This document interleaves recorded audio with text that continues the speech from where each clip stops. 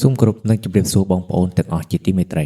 លំដាប់តទៅនេះខ្ញុំបាទសូមលើកយកទៅព័ត៌មានដ៏សំខាន់ដែលដកស្រង់ចេញពីទំព័រកាសែតធំ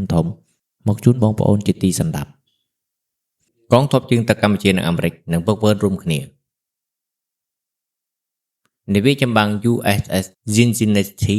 របស់អាមេរិកបានចូលចតជាផ្លូវការនៅមូលដ្ឋានសមុទ្ររៀមនៃខេត្តព្រះសីហនុនាព្រឹកថ្ងៃទី24ខែមករាឆ្នាំ2026នេះនាវាចម្បាំងនេះនឹងមានវត្តមាននៅមូលដ្ឋានសមុទ្ររៀមរហូតដល់ថ្ងៃទី28ខែមករាឆ្នាំ2026ដែលជាដំណើរទស្សនកិច្ចមួយដើម្បីលើកកម្ពស់កិច្ចសហប្រតិបត្តិការរវាងកងទ័ពកម្ពុជានិងសហរដ្ឋអាមេរិកវត្តមាននាវាចម្បាំងនេះជាប្រវត្តិសាស្ត្រថ្មីរវាងកងទ័ពជើងទឹកកម្ពុជានិងសហរដ្ឋអាមេរិក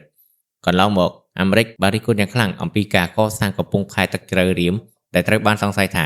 ចិននៅពីក្រោយនៃការធ្វើទំនើបកម្មកំពង់ផែរៀមនេះឧត្តមនាវាត្រីអិនសុកខេមរាមេបញ្ជាការរងមូលដ្ឋានសមុទ្ររៀមនៃកងទ័ពជើងទឹកបានទទួលស្វាគមន៍ដំណើរមកដល់នៃនាវាចម្បាំងអាមេរិកនេះក្នុងឱកាសសម្ចតនៅសមុទ្រកម្ពុជាកងទ័ពជើងទឹកកម្ពុជានិងអាមេរិកនឹងធ្វើកម្មវិធីហ្វឹកហ្វឺនរួមគ្នានិងការលេងកីឡាជាមួយគ្នាដើម្បីរឹតចំណងមិត្តភាពនាវាចម្បាំងនេះដឹកនាំដោយមេបញ្ជាការវីរៈសេនីយ៍ត្រី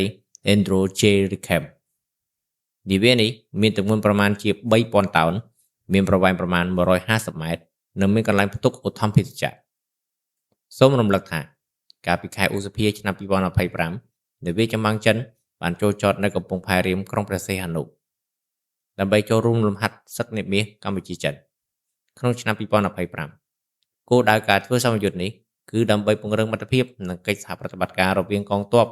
នៃប្រទេសទាំងពីរផងនិងបង្កើនសមត្ថភាពជំនាញនិងបទពិសោធន៍របស់កងយុទ្ធពលខេមរភូមិន្ទក្នុងកិច្ចការពារអធិបតេយ្យភាពបូរណភាពទឹកដីកម្ពុជានិងចិនបានផ្ដើមធ្វើលំហាត់យោធារួមគ្នាជាបន្តបន្ទាប់តាំងពីឆ្នាំ2016និងធ្លាប់ផ្អាករយៈពេល2ឆ្នាំក្នុងអំឡុងវិបត្តិ COVID-19 កំពង់ផែដែលស្ថិតនៅទឹកដីខេត្តព្រះសីហនុនេះ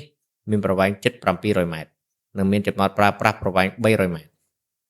លាតសន្ធឹងចេញពីដីឆ្នេរក្នុងមូលដ្ឋានទ័ពរៀមភាគខាងកើតចាក់ចូលនៅផ្ទៃសមុទ្រភាគខាងត្បូងដែលត្រូវសាងសង់រួចនាពេលឆាប់ៗខាងមុខនេះសូមអរគុណ